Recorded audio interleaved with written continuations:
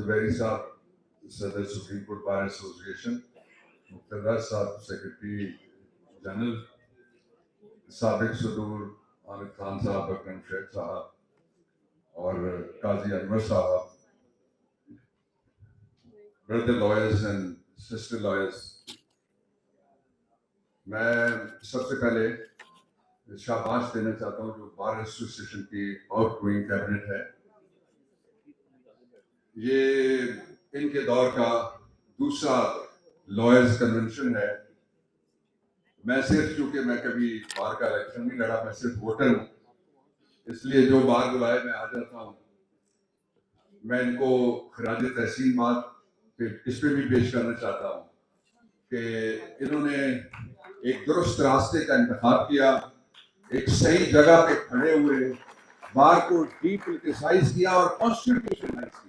ये एक ऐसा इदारा था जिसमें इस बुनियादी कीमियाई तब्दीली की जरूरत थी, इसलिए ये आपका हक था कि मैं ये दो बातें आपके लिए कहूं। अभी जो आपने उन्वान चुना है, to protect, defend, preserve the constitutional rule of law and human rights, मैं सबसे वल्नरेबल जो पाकिस्तान का तबका है, जहां बड़ी तादाद में लेडी लॉयर्स बैठी हुई हैं, वो खवातीन हैं, उनके लिए मैंने तकरीबन 2 अशरे शहीद बेनजीर भुट्टो के साथ गुजारे और मैंने देखा कि कितना मुश्किल काम है जब कोई खातून सियासत में आती है।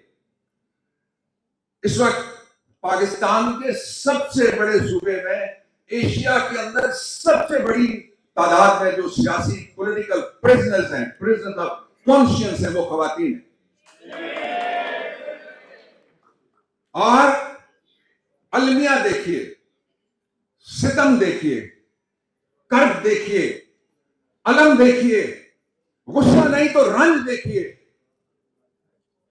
कि 5 महीने से पोस्ट अरेस्ट बेल एप्लीकेशन हमारा सबसे बड़े सूबे का हाई कोर्ट डिसाइड करने में कामयाब नहीं हो सका। उसका दूसरा पहलू देखिए, लॉ में लिखा हुआ है जो फरंगी ने बनाया कि खातून अगर गिरफ्तार हो जाएगी, जिस मर्जी जुर्म में गिरफ्तार हो, तो उसको प्रायोरिटी के ऊपर बेल दी जाएगी।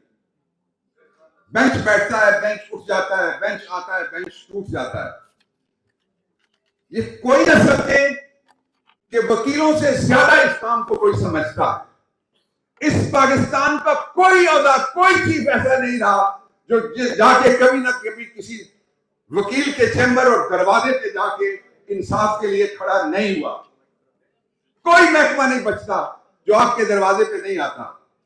मैं कॉन्स्टिट्यूशन के नाम के ऊपर, ह्यूमन राइट्स के नाम के ऊपर, मैं वकला के नाम के ऊपर, मैं आइन के नाम के ऊपर, कायदे आजम के नाम के ऊपर, बेटी के नाम के ऊपर दरखास्त करता हूं कि सुप्रीम कोर्ट नोटिस लीजिए, आपकी बेटियां 5 महीने से जमानत के इंतजार में बैठी हुई हैं और आप किस इंतजार में बैठे हुए हैं?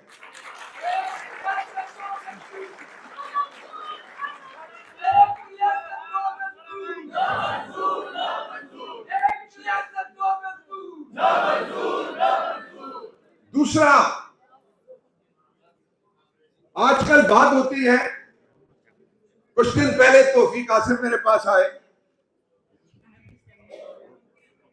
कि मैंने कभी ये नहीं देखा, लोग कहते हैं मैंने कभी इतनी महंगाई नहीं देखी, लोग कहते हैं मैंने कभी बिजली इतनी महंगी नहीं देखी, लोग कहते हैं डॉलर कभी इतना महंगा नहीं देखा, लोग कहते हैं मैंने स्मगलिंग कभी इतनी महंगी नहीं देखी। मैं ये कहना चाहता हूं कि मैंने कभी ये नहीं देखा, वॉइस राय ऑफ इंडिया आखिरी के जाने के बाद, और वैसे जाते जाते जो जिस तहसील में वो गया था वो तहसील कहुटा थी, आप आर्काइव निकाल के देख लीजिएगा, मेरा गांव गया था वो। दिस इज 1947, रॉयट्स हुए। ये एक और वॉइस राय साहब है जो इलेक्शन कमीशन जाते हैं, जो पुलिस लाइन जाते हैं, जो बड़े बड़े इदारों के पास जाते हैं, क्या मैसेज दिया जा रहा है? ये मैसेज है कि एब्सोल्युटली नॉट कहने वाले के बाद जो अगला आएगा उसको लाने की तैयारी पाकिस्तान के जो अल्टीमेट सॉवरेन है, इलेक्टोरेट, उसके हाथ में नहीं है, किसी गैर मुल्क की ताकत के हाथ में। ये मैसेज है। और अगर ये मैसेज नहीं है तो मैं ये सवाल करता हूं, फिर असद मजीद को आप पेंटागन का दौरा करने की इजाजत दे दें, आप असद मजीद को व्हाइट हाउस में घुसने की इजाजत दे दें, जो हमारा एम्बेसडर है अमेरिका के अंदर। आप नहीं देंगे, इसलिए कि कोड ऑफ डिप्लोमेट्स के खिलाफ है ये बात। तो कहां का दस्तूर, कहां की खुद मुख्तारी, कहां की खुददारी, कहां की आजादी? इस मुल्क को सरजमीने बेआईन बनाया गया, जानबूझ के बनाया गया, उसका सबब है। और मैं उस तीसरे की तरफ जाता हूं कि सबब क्या है।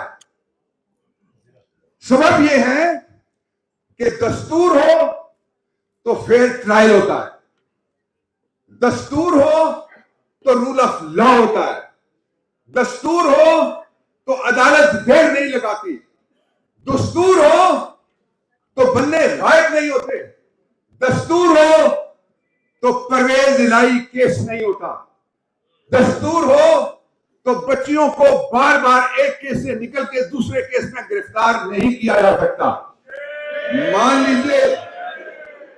मान लीजिए कि हम एक ऐसे दोराहे पे खड़े हैं।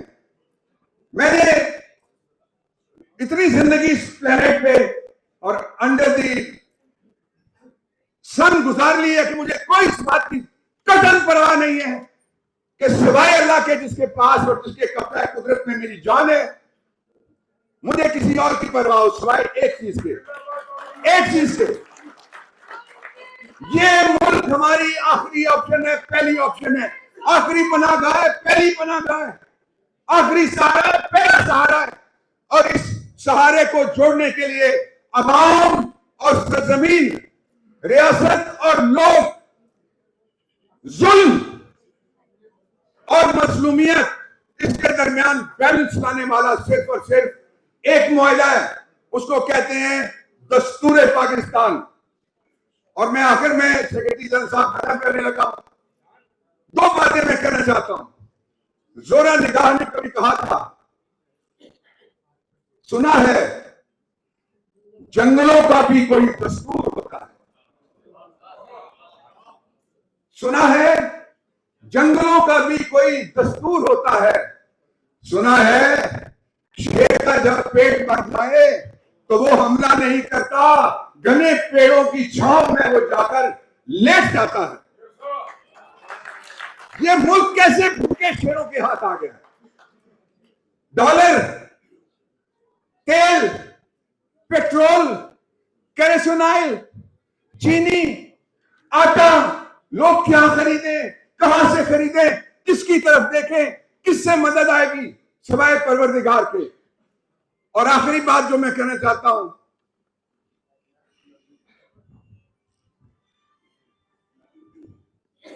टू प्रिजर्व द कॉन्स्टिट्यूशन एक ही तरीका है, let there be elections all over Pakistan within the constitutional mandate of 90 days.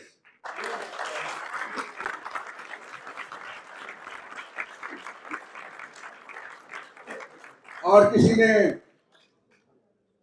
क्या खूब बताया मुझे, कहता है पाकिस्तान का नक्शा 3 लाइनों में बयान किया जा सकता है। आज का नए पाकिस्तान का नक्शा जिसमें दस्तूर मजबूर मखबूर गायब है, और वो ये है कि किसी ने पूछा कि जिसने बिजली महंगी की वो अभी कहां है?